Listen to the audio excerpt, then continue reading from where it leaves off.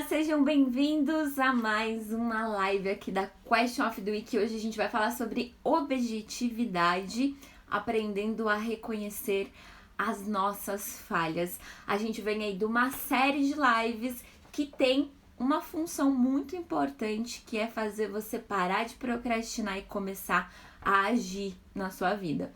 E essa é a última live dessa série. Então, se você perdeu alguma e esse tema é importante para você, eu recomendo que você assista as outras lives e, acima de tudo, que aplique as ferramentas que estão contidas em cada uma delas, porque é um processo que vai te levar aí a ter mais ação no seu dia a dia. Para a gente falar sobre a objetividade, a gente vai trazer alguns estudos científicos aqui e vamos falar na questão da objetividade. Não é simplesmente você ser objetivo sobre algo no falar, não é sobre essa objetividade que nós vamos falar. O Instagram tá bem interessante porque ele tá mandando aviso da minha live pra mim mesmo. Mas tá tudo certo, tá tudo certo. Vamos lá, a objetividade que a gente vai falar, a gente vai colocar aqui em alinhamento a subjetividade e a objetividade, que são dois pontos que a nossa mente acaba enganando a gente em alguns aspectos, e é sobre essa objetividade e subjetividade que a gente vai falar aqui. Vou contar um pouco de história para vocês aqui, para vocês entenderem na prática como que funciona essa questão da nossa mente com relação a essas subjetividades e objetividades, tá? Primeiro que é um pouco óbvio que nós recebemos as informações através dos nossos sentidos, né? A gente recebe a informação através de todos os nossos sentidos. Quando a gente recepciona essa informação, isso vai para o nosso cérebro, que acaba percorrendo a nossa mente aí com esses dados que nós recebemos, e ele encontra um padrão mental, e ele toma uma decisão baseado nisso que ele recebe. Também assim é o computador, se a gente comparar, que a gente tem os inputs de dados para o computador, que são o mouse, o teclado, que é onde eu envio informações para ele. Tem ali um algoritmo por trás que processa essa informação, toma uma decisão com base nesse algoritmo que está ali programado e retorna essa mensagem para a gente, ou na tela do computador, ou dentro de uma condição que o algoritmo tem, ou até mesmo um dos inputs de um computador pode ser uma folha impressa dentro de uma impressora. Assim também a nossa mente, que recebe, então, todas as informações através dos nossos sentidos, ele vai para o nosso algoritmo, que aqui no nosso caso é a nossa mente, o nosso cérebro, percorre ali toda essa base de conhecimento que a gente tem, que aí a gente pode traduzir aí também como as crenças, os aprendizados e toda a nossa experiência de vida, desde quando a gente nem lembra, porque fica ali no subconsciente, e a partir dali toma-se então as decisões com base nisso. O que acontece por a gente ter esse cenário todo? A subjetividade, ela é muito comum. O eu achar como vai ser alguma coisa, e a partir do eu achar, dentro do meu modelo de mente, eu tomar as minhas decisões. Vou contar a história para vocês de um assaltante de banco lá dos Estados Unidos. O nome dele, até anotei aqui, é MacArthur Heller, é de Pittsburgh. Ele assaltou 2 bancos sem se disfarçar, sem nada. Ele entrou nesses 2 bancos, assaltou e saiu. E aí as imagens da câmera de segurança foram divulgadas e ele foi reconhecido e logo ele foi preso. Acontece que a reação dele quando ele foi preso foi muito estranha, porque ele ficou assim muito chocado deles terem reconhecido ele. Ele falou assim: mas eu passei limão no meu rosto.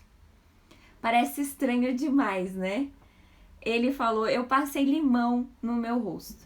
Acontece que dentro da mente, do modelo mental dessa criatura, ele achava que passando limão no rosto dele, ele se tornava invisível e que ninguém poderia reconhecer ele. isso é tão forte que, mesmo ele vendo nas câmeras de segurança que a imagem mostrava que ele estava lá, ele dizia que não, que era impossível, que ele estava invisível e que não tinha como ser reconhecido como o assaltante daquele banco. Então, essa história serve para mostrar pra gente o quanto, quando a gente acredita em algo, não existe outras formas da gente mudar a nossa mente, a não ser que a gente realmente tenha consciência disso e possa dar um passinho para trás e começar a mudar o nosso modelo mental de alguma forma. Então, por isso que eu trouxe essa história. E algo muito parecido com essa história, tem um nome na medicina, vamos ver se eu encontro o nome, difícil para mim falar aqui, vamos lá. Acontece com as pessoas que elas são amputadas. O médico, por exemplo, pede para ele, o cara perdeu o braço, por exemplo, esquerdo por alguma causa. Aí o médico pede para ele, levanta a mão direita, ele vai lá, levanta, e o médico pede, levanta sua mão esquerda, e ele age como se ele nem tivesse ouvido o comando que ele recebe. Por que que isso acontece? Porque o nosso cérebro bloqueia áreas da nossa mente que ele não quer reconhecer alguma dor, ou algum trauma, alguma coisa assim. Então, tem um termo para isso, né? Deixa eu ver se eu acho aqui, gente. Na medicina, mesmo se eu achar, não vou conseguir pronunciar porque é meio esquisito. Mas vamos ver lá se até aqui. Anosognosia, acho que é mais ou menos isso. Mas assim, tem um outro estudo que foi feito e é chamado de efeito Dunning-Kruger. Esse efeito é o que a gente vai usar aqui pra gente traçar a nossa linha com relação ao tema que a gente estava falando nas outras lives de procrastinação, de aprendizado, enfim. O efeito Dunning-Kruger foi realizada uma pesquisa com base na mente desse assaltante que achava que tendo passado limão na cara dele, ele ia ficar invisível. Esses pesquisadores, o Dunning e o Kruger, eles começaram todo um estudo e entenderam o seguinte, que pessoas que são incompetentes, eles não têm clareza dessa incompetência deles. Eles se veem como muito competentes. Aliás, eles superestimam. E as pessoas que têm um nível já de competência um pouco maior, elas se subestimam. Então, esse estudo provou exatamente isso, que quem não sabe algo, também não sabe que não sabe. As pessoas vão lá e superestimam todo o seu conhecimento, são o bonzão, e na hora de medir as coisas ali, as pessoas de maior competência, elas conseguem ter clareza das suas, não suas limitações, mas assim, do seu potencial e quanto ela pode ainda mais desenvolver isso. Eu tava num evento agora, terminou agora há pouco, e aí comentaram sobre, mas ele tá seguindo a receita, todos os passos que precisam ser feitos? Ele acredita que sim, mas quem tá avaliando tá dizendo que não. Isso é o efeito Dunning-Kruger, na prática. A pessoa acredita realmente que ela tá fazendo algo, que tá tudo certo. E ela não vê, ela não enxerga.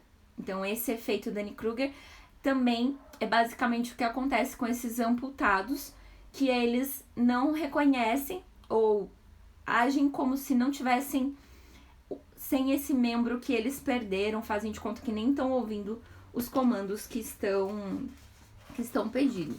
Então, assim, a gente precisa tomar muito cuidado com esse efeito Dunning-Kruger aí, de achar que a gente já sabe tudo. Por que que isso acontece? Com o nosso modelo mental, né? Por exemplo, eu vou trazer para um exemplo mais prático de dia a dia, de coisas que eu já vi acontecendo. Pessoas que falam assim, fulano de tal não gosta de mim, porque sempre que ele me vê, ele não me cumprimenta, ou ele entra no elevador, tá sempre distraído, eu falo com ele, não me responde. Acontece que aquela pessoa, ela já colocou na mente dela que tal pessoa age com um determinado comportamento. E aí ela traz isso para uma realidade absoluta para a vida dela. E tudo que acontece passa a ser algo como se aquela pessoa estivesse fazendo de forma intencional para aquela pessoa. Então eu já vi muito isso acontecer. Fala assim, porque você viu que fulano de tal te complimenta de tal forma, mas quando é comigo, ele age diferente, porque ele gosta mais de você, porque ele não gosta de mim. Então, assim, a pessoa acaba criando isso de acordo com o modelo mental dela. E às vezes a outra pessoa, ela simplesmente está distraída, está respondendo uma mensagem, mas essa pessoa, ela não vê o fato real. É por isso que a gente está falando de objetividade. Ela vê o subjetivo da mente dela de acordo com o modelo mental e constrói essa realidade para si. Aconteceu comigo numa festa, nessas festas de família, eu cheguei e eu costumo cumprimentar as pessoas. Mas quando eu cheguei nesse determinado dia, as pessoas já estavam almoçando, eu cheguei atrasada e eu não quis cumprimentar as pessoas porque elas estavam no meio da refeição e eu achei desagradável parar todo mundo e ficar lá cumprimentando, dando beijo, o pessoal acabou tudo cheio de gordura, né? Só que uma pessoa, uma mulher especificamente, com uma mentalidade, um modelo mental dela de ciúmes muito evoluído, ela trouxe a seguinte questão: não cumprimentou todo mundo porque fulano de tal, que no caso era meu primo, não está aqui. Se ele tivesse, aposto que estava cumprimentando todo mundo. E não tinha absolutamente nada a ver com essa realidade. Só que o modelo mental de ciúmes dela fez ela pensar que o fato de eu ter chego e não cumprimentar todo mundo era porque o meu primo na ocasião não estava lá. Gente, uma questão de laço sanguíneo, que eu levo muito a sério, inclusive, que não tinha absolutamente nada a ver. Mas é isso que acontece, a gente cria o nosso modelo mental, a gente se apega a essas realidades, a essas verdades, e isso nos impede de agir, de fazer algumas coisas, porque a gente já colocou essa certeza de algo de forma subjetiva e nem tenta para ver se o resultado vai ser diferente. Eu não gosto da palavra tentar. Quem me conhece sabe que eu não gosto nem de falar essa palavra. Mas a pessoa, ela não faz porque ela já se limita a partir do seu modelo mental. Então, quando isso acontece, é importante você observar se você não está passando por esse efeito Dunning-Kruger aí e achando que a sua visão de mundo é a visão mais certa de todas, que você é uma pessoa competente quando você não é, que você já sabe tudo da vida, ou não tem mais nada para aprender, né? Já é o rei da cocada preta.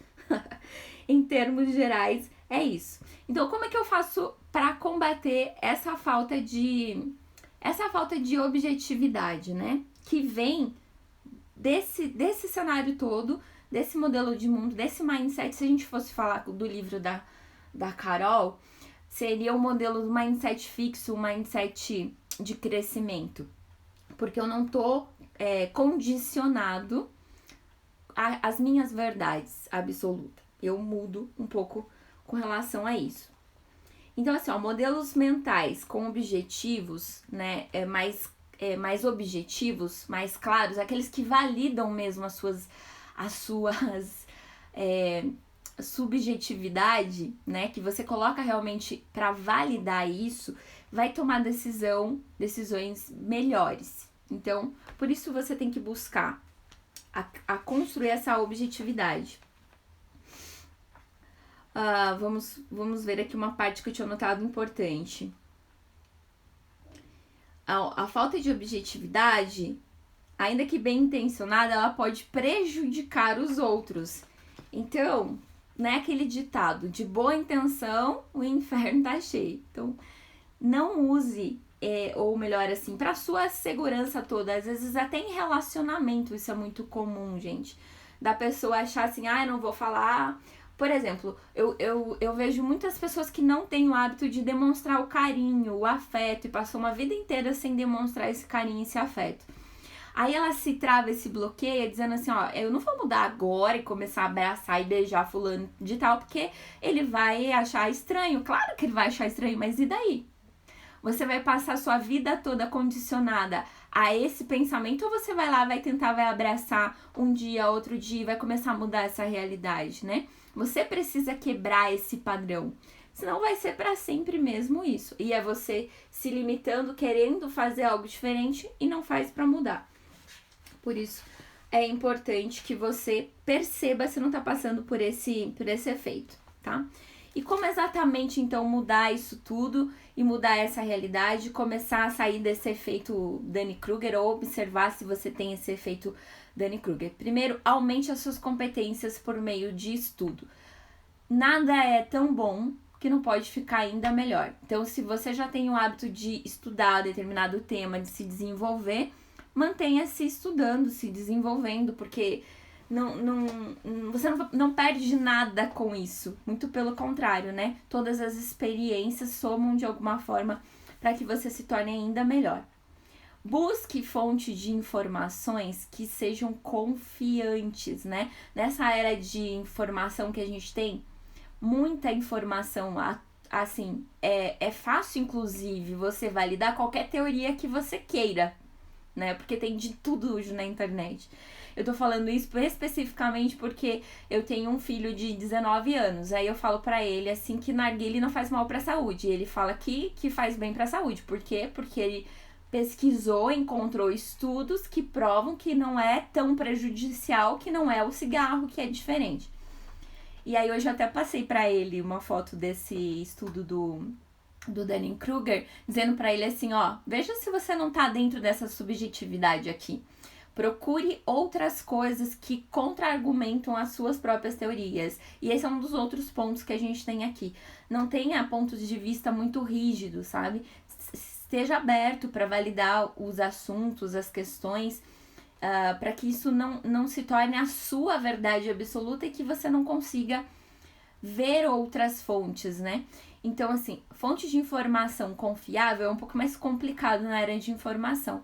A teoria é que artigos e essas coisas tendem a ser mais confiável do que qualquer outras fontes. Infelizmente, inclusive em livros, a gente tem às vezes pesquisas que são citadas e que elas nunca existiram, né? E a gente usa e vai usando por muito tempo.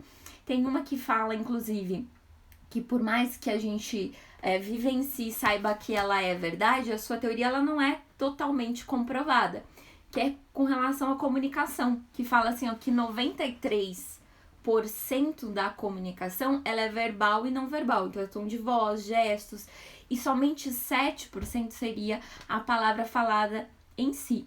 Esse é um estudo de muitos anos atrás e que ele não tem toda uma comprovação, embora a gente vivencie isso tudo na prática e perceba assim que esses passos, essas teorias todas com relação a esses percentuais da comunicação fazem muito sentido. Mas tudo que é pesquisa, né, tem que cuidar porque assim, muitas coisas acabam virando o que a gente chama de sufisma, né? O que é o sufisma? É uma mentira contada várias vezes, é uma mentira que você conta lá mais de 1000 vezes e ela se torna uma verdade para você. Então precisa ter cuidado com relação a esses pontos, com relação à parte da busca das informações, né? O outro ponto, já falei, é você não ter um ponto de vista muito rígido com relação àquilo que você defende, a sua teoria, enfim. Questione sempre a sua intuição. A gente fala muito assim, agir com a intuição é algo que é espontâneo, às vezes criativo, às vezes dá super certo. Mas questione, dependendo da ocasião, situação que você tá, eu acho que vale a pena você questionar. Eu assisti, infelizmente, não sei se eu queria falar sobre isso, mas eu tava assistindo uma reportagem, acho que foi pelo Instagram, não vou lembrar assim nada, mas me chamou muita atenção, porque era uma pessoa, um entrevistador entrevistando uma pessoa que era um drag queen. E nada contra, né? Cada um tem a sua escolha daquilo que faz. E só que me chamou a atenção porque essa pessoa que estava sendo entrevistada, drag queen, falou que era cantora. E eu sou muito curiosa, né? Aí eu entrei no perfil e eu comecei a ouvir aquilo. E eu queria morrer, gente. Eu falei, gente, como é que uma criatura dessa diz que é cantora? Ou cantora? Alguém precisa falar pra essa pessoa que ela precisa treinar, que ela precisa praticar. Não tá bom. Não tá bom. E assim, ela tá nesse efeito Dunning-Kruger, ela acha que ela é competente, ela acha que ela é afinada, ela acha que ela canta bem. É igual aqueles amigos que a gente tem que conta piada, que acha que é engraçada, a gente ri, mas ri da pessoa e não da piada. Alguém precisa contar para essa pessoa sobre isso, né? Então, como eu às vezes estou preso dentro desse efeito Dunning-Kruger aí, que me faz me impede, né, de ver a verdade absoluta sobre isso, eu preciso buscar feedback externo, eu preciso estar aberto para isso, eu preciso querer entender se eu realmente sou bom. E na dúvida, que é o primeiro passo que a gente falou aqui, na dúvida, busque aprimorar os seus conhecimentos. Porque às vezes você não tem uma pessoa sincera que vai dizer pra você, ó, escuta, amigo, eu sei que você gosta de cantar, mas se é isso mesmo que você gosta de fazer, coloque então um plano de ação, os passos, treinamentos, cursos que você vai fazer para desenvolver essa habilidade, porque na boa você não é bom, né? Nem todo mundo vem com tanta sinceridade para dizer para a pessoa que ela precisa melhorar naquilo. E aí vem esses pontos que a gente está falando aqui. Aumentar sua competência, buscar o feedback externo de outras pessoas com relação ao que você sabe sobre você. Aconteceu também, e foi aqui pelo Instagram, de uma pessoa comentando que ela estava há muito tempo procurando emprego e tal. E aí eu peguei um posicionamento dessa pessoa numa rede social lá no LinkedIn e mandei para essa pessoa e disse assim, escute, amigo, você acha que você vai conseguir realmente conseguir um emprego com esse tipo de comportamento? E a pessoa, ela não gostou, ela não gostou, e eu tava dando um feedback que era pro bem, pro crescimento, a pessoa não gostou e ela disse o seguinte, eu vou sempre falar o que eu penso mesmo, e ela se colocou na razão, na verdade. Eu quero acreditar que ela tava nesse efeito Dunning-Kruger aqui, acreditando que ela tá certa. Se eu tô há 3 anos procurando alguma coisa, deve ter algo de errado comigo. Algo que eu preciso melhorar, algo que eu não estou vendo. E se alguém vem e me dá um feedback como esse, eu vou dizer, opa, peraí, ela deve ter razão em alguma coisa, deixa eu entender melhor o que eu posso melhorar para fazer em relação a isso. Mas não foi o que aconteceu nesse caso. Então, a pessoa também precisa estar aberta ao feedback, né? Então, pode ser que a gente encontre, inclusive, resistência se a gente tá dentro dessa visão de querer ajudar as pessoas. Nem todo mundo quer ser ajudado. E tá tudo bem, cada um tem o seu tempo também, né? Não vou, enfim, deixar de falar porque um ou outro não quer ouvir, não é verdade? Bom, desenvolva o pensamento crítico também com relação a isso, né? Com relação aos seus pensamentos. Por si só, não aceitar também passivamente. Pode ser que eu tenha falado isso pra pessoa, ela não concordar. E tá tudo bem ela não concordar. Desde que é uma pessoa que tá falando isso pra mim, não quer dizer que seja verdade. Eu posso pegar isso então e vou validar com outras pessoas. Eu vou validar com outras pessoas esse mesmo cenário. Eu vou dizer assim, ó, tá vendo esse comportamento aqui? Você acha que com esse comportamento eu conseguiria um emprego aí onde você trabalha? Valida. Valida essa informação. Quer saber se é verdade ou não? Que mais de uma pessoa está falando ou não? Faça isso. Valide esse pensamento, né? Desenvolva esse pensamento crítico, fazendo com que você consiga informações de outras pessoas para isso. Tente refutar suas ideias tanto quanto você tenta confirmá-las. É aquela questão, você acredita muito naquilo, mas você precisa ter uma contrapartida, tenta refutar o quanto isso tudo é certo. Eu tava falando do meu filho com o narguile. Ele não quer ver que o narguile faz mal para a saúde, a verdade é essa. Então ele vai encontrar tudo que traz relação quanto isso é bom, inclusive vai trazer benefícios que ele vai encontrar em algum lugar para validar aquela teoria dele. E qual que é a ideia? Você precisa estar aberto para você questionar, refutar as suas próprias ideias. Então, será mesmo que eu tô certo? E aí entra um outro princípio, né, da navalha de Ockham. A navalha de Ockham é um princípio que a gente usa, e vou usar como exemplo 11 de setembro, por exemplo. Muitas pessoas falaram assim, os terroristas. Outras falaram que foi o governo. Qual que é o mais comum, que é o mais simples aí nessa teoria? Que sejam os terroristas. Então a navalha de Ockham, ela diz o seguinte, que o mais simples deve ser o verdadeiro. Então quando eu tô falando do narguilé, o mais simples é que sim faça mal, porque na verdade o que tem ali dentro pode ser até pior do que do cigarro, a gente nem sabe, né? Enfim, eu tô aqui com a minha verdade absoluta também, eu teria que refutar, eu teria que abrir e tentar entender o paralelo. Mas eu quero que ele faça isso, por isso que eu já passei para ele essa atividade. Então, o seguinte, o cuidado, eu tava falando aqui do cuidado com esse efeito Dunning-Kruger ali.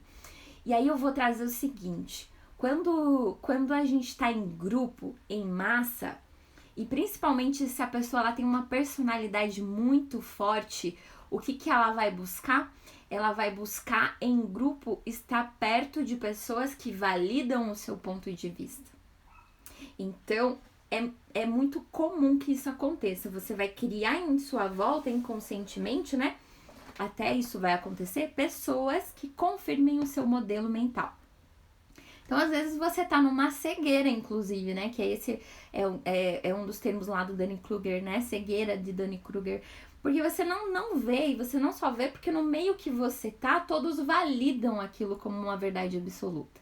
Então, é importante prestar atenção nas pessoas que estão ao seu redor. E aí entra aquela teoria que é você a média das 5 pessoas com que você mais convive.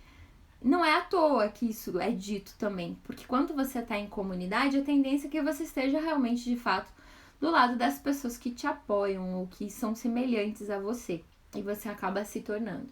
Quando você tem colegas que praticam atividade física, você está no ritmo da atividade física, quando não, você está no ritmo da cerveja. Então, isso é muito forte, acontece mesmo, a gente acaba querendo espelhar. Eu mesmo já tomei cerveja para me sentir em comunidade, para me sentir aceita, porque onde eu ia as pessoas, e eu passei uma vida inteira sem tomar cerveja. Eu não gosto de cerveja, gente, não gosto. Mesmo, hoje mais do que nunca, até me perdoem os amantes de cerveja, nada contra vocês, mas é porque agora tem também o glúten que eu não consumo, embora eu já tenha recebido uma vez uma cerveja sem o glúten. Mas não é uma coisa que eu gosto não do sabor, eu não gosto do cheiro, eu não gosto da cerveja. Eu sou amante de vinhos, gosto do vinho, enfim. Mas eu já cheguei em uma época da minha vida que eu tomava cerveja porque as pessoas ao meu redor estavam tomando cerveja também. Então isso acontece com a gente, né? A gente é muito suscetível a essas coisas ao nosso redor. Não seja dogmático. Seguir os seus dogmas todas, né? Então, tá muito alinhado a isso que a gente falou também. São as suas verdades que são inquestionáveis, sabe? É isso e pronto, acabou. Então, cuidado muito com esses dogmas, com essas coisas todas que você vivencia. Se você quer ser diferente, construir um mindset diferente, um mindset de crescimento, um modelo mental diferente, é importante olhar para tudo isso, né? Porque quando a gente trouxe todos esses estudos aí desde o início, se você olhar, quando a gente fala de crenças, tá muito alinhado a isso, só que de uma forma diferente que eu trouxe aqui para vocês entenderem. Esses efeitos todos que estão na nossa mente, essas questões que envolvem, desde que como um amputado, ele não consegue reconhecer que ele perdeu um membro, ou ele simplesmente bloqueia na mente dele isso acontece com a gente com relação a todas as histórias que a gente viveu até hoje, desde a nossa infância, né? Que a gente fala muitos psicólogos falam, que o caráter das crianças são formados de 0 a 7 anos, depois da segunda infância, né, dos 7 até os 12, e essas histórias todas, essas coisas todas que essas crianças vivenciam, que nós vivemos nesses períodos, sobre forte impacto emocional ou por muita repetição, geraram o nosso modelo mental, geraram todas as nossas crenças. E junto com essas crenças, não tem como eu separar e viver uma vida só com as crenças que são positivas e fortalecedoras. Vieram de tudo. vieram crenças que detonavam a minha identidade enquanto pessoa, às vezes quando pequena, quando eu vi lá, seu burro, não faz nada direito, isso tá prejudicando as crenças de identidade da criança, e o pai, às vezes, e a mãe, ou parentes, pessoas mais próximas, nem sabe que isso acontece. Às vezes não faz nem por mal, às vezes faz o que a gente costuma dizer, porque eles foram vítimas de outras vítimas, né? Que viveram aquilo ali também. Então, essas crenças de identidade, as crenças de se alimentando, e fala assim, você tem que comer tudo para você poder ganhar sobremesa, né? E aí as pessoas às vezes crescem come tudo, às vezes nem quer comer tudo que tá no prato, mas acaba comendo para depois comer aquela sobremesa. Os hábitos todos que a gente tem, que vão desde da alimentação, também estão relacionados às crenças que a gente aprendeu desde da nossa infância. Então, crenças de merecimento e as crenças de capacidade, o quanto você é capaz de mudar, de fazer, de se desenvolver, ou tá apto para dar um próximo passo na sua vida, na sua carreira. Isso tudo também tá alinhado às crenças de capacidade que você tem. E eu vou dizer por mim que eu já perdi algumas oportunidades de carreira na minha vida porque eu não me sentia capaz, porque eu achava que eu precisava fazer uma faculdade, uma formação ou um curso para ser aquilo que às vezes, pessoas já me viam dentro de determinadas posições que eu não conseguia me ver. E aí entra aquele efeito do Dunning Kruger aqui. Pessoas competentes, elas se subestimam, e as incompetentes, elas se superestimam. Isso é muito comum de acontecer. Então, as pessoas que têm muito forte as crenças de capacidade baseada em eu preciso fazer algo para eu ter algo, que sou meu caso, né? Vão ser condicionadas, às vezes, a dar próximos passos condicionando a um outro curso, a uma outra faculdade, a um outro treinamento. Resumo da obra, eu tenho algumas graduações aí, né, gente? Mas assim, acontece. Crenças todas, então, com relação a isso, vai construir esse modelo mental dentro desse período todo lá da nossa infância. E para que a gente possa entender e ser mais, trazer essa objetividade para nossa vida, viver os fatos realmente reais e não os subjetivos da nossa mente, aquilo que a gente traz como verdade, né? Quando a gente coloca, como eu coloquei aqui no início, os inputs das informações que vão vir através dos nossos sentidos. Isso é muito forte. Às vezes você sente um cheiro de algo e você lembra alguma coisa. Então, todos os nossos sentidos vão trazer esses dados, essas informações que vão entrar na nossa mente, percorrer isso, as nossas histórias, todas as nossas memórias que estão ali armazenadas, e a partir dali a gente vai tomar as nossas decisões. E às vezes não são as mais assertivas. É por isso que eu trouxe essa clareza de como isso tudo acontece na nossa mente, para que, munido disso, a gente possa sempre se questionar se a gente está sendo objetivo, não no sentido de ser direto, mas objetivo no sentido de fato fazer algo para validar aquilo que você está pensando ser, e não só de imaginar e isso te limitar de fazer ou de agir em relação a algo que você deseja. Esse era o meu recadinho para hoje, para essa live. Ficou alguma dúvida para vocês? Algum insight, alguma ficha que caiu, algum aprendizado? Se tiver, compartilha comigo. Quem tá assistindo ao vivo, ou depois, se você tá assistindo no gravado, que a maioria assiste às vezes aqui no gravado, deixa nos comentários que eu vou adorar saber. Vamos ver aqui. Tá o Lucas. Tudo bom, Lucas? E o Josué comigo aqui. Muito obrigada por vocês acompanharem. Gratidão mesmo por estarem aqui comigo. Que bom, Josué, que você gostou. A gente termina com esta live, as lives relacionadas a procrastinação. Tem uma última ferramenta, que é você fazer um auto-coaching, né? O auto-coaching é você se perguntar para você o quanto que você tá colocando em prática essas ferramentas todas. Então, seria marcar um dia na sua agenda com você, e eu recomendo que seja uma vez por semana, para você validar e dar uma nota de 1 a 10, o quanto você está colocando em prática as ferramentas que a gente trabalhou desde as outras lives aqui, né? Então, a gente trabalhou visão pessoal, lista de hábitos, mapa do dia, as atitudes de heroísmo, de você sair da sua zona de conforto, a sua lista de gratidão, a questão da chave interna que você tem dentro de você, você pode mudar, o botão do restart, a gente falou do hamster lá, né, do estudo do hamster, em que a gente fica preso a uma tentativa que a gente fez e foi frustrada, e aí a partir dali a gente desiste também. Então veja que tem relação com esse tema que a gente está falando hoje. E essa última ferramenta agora é o encontro marcado. Então, essa lista de ferramentas seria muito importante que você marcasse um encontro com você, onde você vai fazer um auto-coaching em você, e você vai se perguntar de 1 a 10 ou de 0 a 10, o quanto você tem aplicado na sua vida, no seu dia a dia, essas ferramentas, né?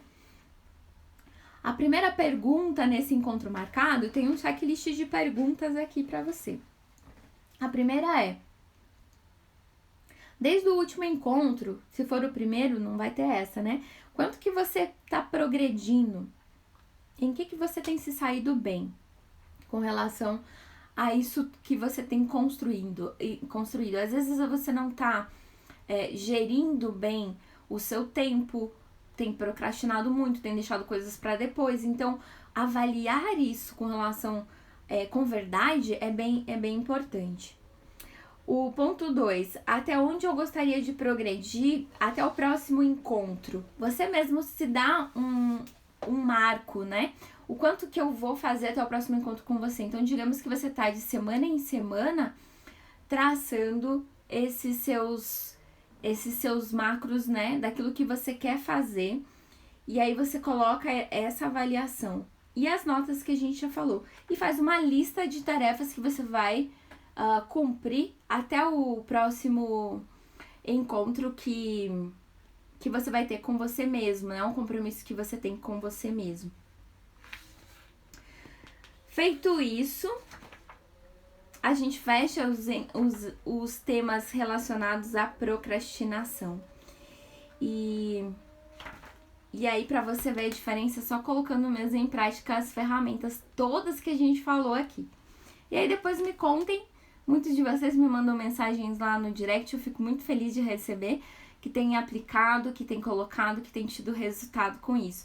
Eu fico muito feliz. Então, se alguma chavinha virou, se algo que vocês aprenderam aqui, aplicaram no dia a dia, fizeram sentido para vocês, eu gosto muito de receber esse retorno de vocês, que é o que eu faço aqui de coração, e me nutre também para que eu continue vindo aqui e passando essa mensagem para vocês, tá bom?